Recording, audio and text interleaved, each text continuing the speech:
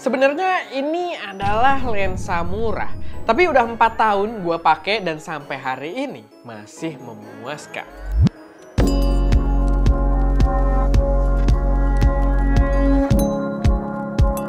Halo semuanya, selamat datang di channel SM Media dengan gue Erwin. Dan pada video kali ini gue pengen bahas lensa buat Sony APS-C, yaitu adalah Sigma 16mm f1.4.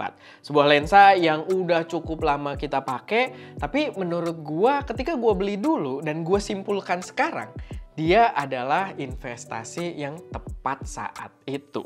Tapi sebelum kita bahas lensanya, gue pengen ngingetin dulu kalau kita lagi ada lomba foto bulanan dengan hadiah utama adalah kamera mirrorless.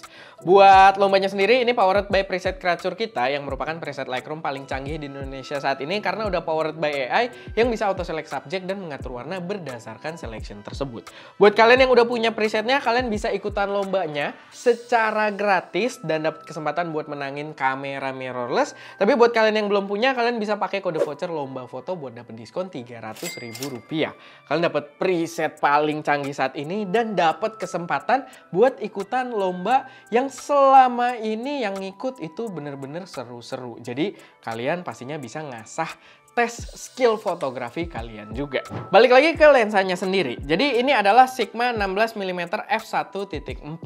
Dan dulu ketika pertama kali gue pakai Sony A6400, pilihan lensa third party buat APS-C Sony itu sebenarnya memang nggak terlalu banyak. Dan salah satu opsi yang paling kuat buat gue, apalagi lensanya ditujukan untuk penggunaan vlogging gitu ya, saat itu gue juga banyak bikin kontennya itu style-style vlogging, itu adalah 16mm f1.4 dari Sigma ini.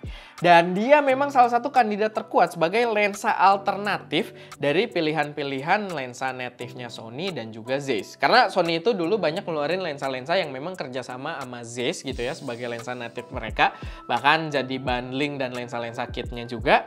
Dan ini adalah alternatif dengan harga yang cukup terjangkau saat itu.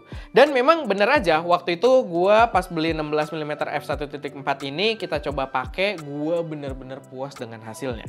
Gambar yang diambil itu bisa cukup wide, tapi dengan gambar karakter yang wide kita tetap bisa mendapatkan fokus file off atau bokeh yang cukup signifikan di background kita, sehingga memberikan karakter gambar yang cukup unik dan lumayan appealing buat dilihat dengan mata kita. Buat ketajaman sendiri, gambarnya juga cukup tajam buat kebutuhan kita. Bener-bener tajam selama kita nggak terlalu pixel peeping ya. Tapi dengan lensa native-nya Sony sendiri sebenarnya bisa cukup diadu. Dan chromatic aberration bener-bener terkontrol.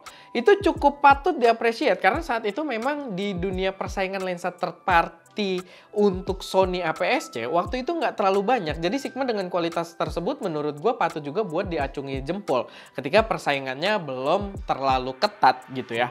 Dan buat warna sendiri paling beberapa kali tone warna memang terlihat agak off, tapi itu nggak untuk apa ya, bukan kritik untuk si Sigmanya sendiri. Kita waktu itu memang ketika pakai Sony A6400 itu kan dia masih 8-bit.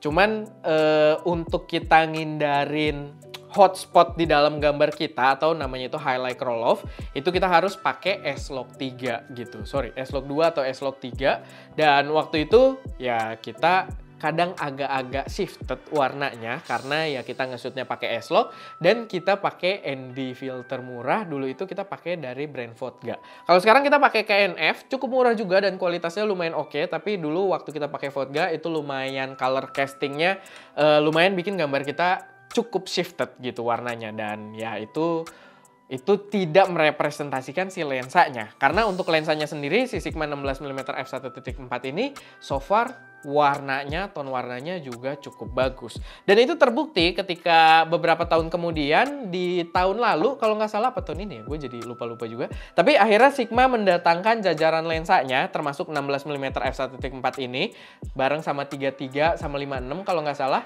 itu buat sistemnya Fujifilm. Dan di sistemnya Fujifilm ketika mereka hadir, emang kualitasnya cakep. Tajam, chromatic aberration tetap terkontrol, dan warna juga cukup akurat. Bisa dibandingkan dengan lensa native-nya Fujifilm sendiri. Jadi itu membuktikan kalau optical quality dari jajaran lensa ini memang sebenarnya udah sangat bagus. Cuman pas dia datang buat Fujifilm, emang dia nggak sendirian. kompetisinya udah mulai rame dengan hadirnya waktu itu udah ada Viltrox 13 mm f1.4 yang juga racun banget.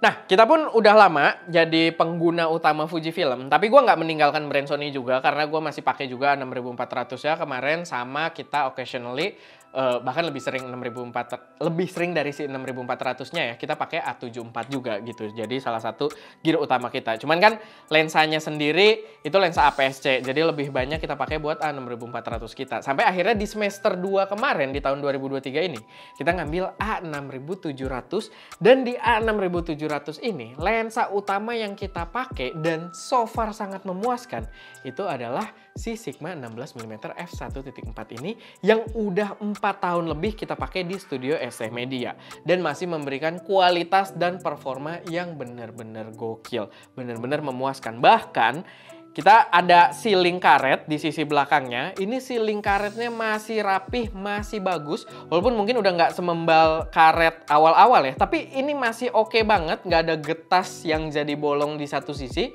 Nggak, semuanya masih sangat rapih. Dan ketika kita pasang, sealingnya masih berfungsi dengan sangat baik di kamera ini.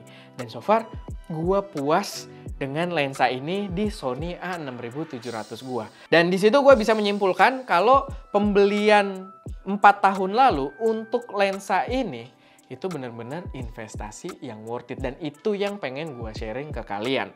Emang ketika gue bikin video ini terakhir gue cek harganya cukup lumayan juga ya, di sekitar 6 jutaan. Kayaknya masih agak mirip dengan 4 tahun lalu gue beli gitu ya. Dan menurut gue dengan harga 4 juta rupiah, kalau memang dia bisa memprovide kita buat bikin konten yang bagus dan menarik sampai 4 tahun kemudian atau mungkin lebih, karena sekarang masih berfungsi, kita nggak tahu dia bakal selesai di umur berapa, tapi dengan 4 tahun lebih masih bisa memprovide kita bikin konten, menurut gue harga tersebut adalah harga yang worth it buat dipertimbangkan gitu. Apalagi dengan kualitasnya yang cukup bagus juga. Cuman ya balik lagi, di kondisi sekarang persaingannya lumayan ketat gitu ya. Kalian punya pilihan Sigma ini, ada dari Meike juga, ada dari Samyang juga, dan bahkan yang paling kuat saat ini sebenarnya adalah Viltrox dengan 13 mm f1.4-nya. Cuman gue nggak bisa kasih kesimpulan yang sama dengan Viltrox karena rata-rata lensa Viltrox gue umurnya masih muda-muda yang ada di studio sekarang. Jadi ya untuk penggunaan 4 tahun lebih yang udah gue rasain sekarang adalah Sigma 16 mm f1.4 ini.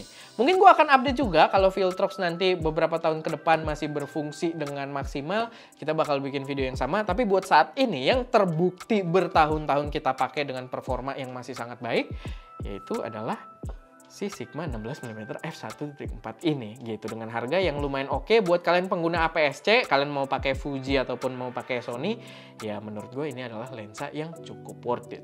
Cuman lensa Sigma ini kalau di Fuji ada isu yang aneh ya, gue nggak tahu udah dibenerin atau belum, karena kita waktu itu review juga jajaran yang buat Fuji filmnya, dia fokus throw-nya kalau misalkan kalian pakai manual fokus itu jauh banget gitu. Buat ngatur fokus dari satu titik ke satu titik lain kita harus puter berkali-kali. Mungkin udah dibenerin via firmware update, cuman gue belum sempet cek juga. Tapi ya secara quality base ya dia adalah lensa yang benar-benar worth it. Oke, paling itu aja sih sedikit pembahasan gue kali ini. Shout out buat Sigma karena udah membuat lensa yang sangat-sangat awet sampai hari ini setelah 4 tahun lebih kita pakai. Semuanya ringnya masih oke dan secara fungsi juga kita pakai autofocus, dia sangat-sangat responsif. Oke, paling itu aja. Semoga bermanfaat, semoga bisa jadi referensi buat teman-teman semua. Kalau ada koreksi, saran atau pertanyaan, atau kalian punya pengalaman juga dengan lensa yang satu ini, boleh taruh aja sharing di kolom komentar karena mungkin bisa membantu buat teman-teman yang lain yang lagi consider. Oke, paling itu aja. Gua Erwin, di belakang kamera ada Ska, dan jangan lupa untuk berkarya.